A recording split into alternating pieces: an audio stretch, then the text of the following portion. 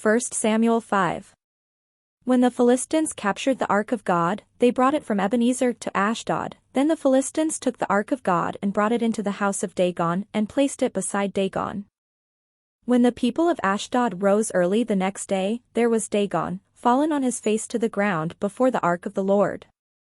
So they took Dagon and put him back in his place. But when they rose early on the next morning, Dagon had fallen on his face to the ground before the ark of the Lord, and the head of Dagon and both his hands were lying cut off upon the threshold, only the trunk of Dagon was left to him. This is why the priests of Dagon and all who enter the house of Dagon do not step on the threshold of Dagon in Ashdod to this day. The hand of the Lord was heavy upon the people of Ashdod, and he terrified and struck them with tumors, both in Ashdod and in its territory.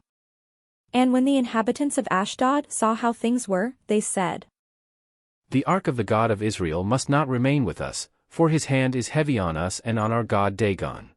So they sent and gathered together all the lords of the Philistines, and said, "What shall we do with the ark of the God of Israel?" The inhabitants of Gath replied, "Let the ark of God be moved on to us." So they moved the ark of the God of Israel to Gath.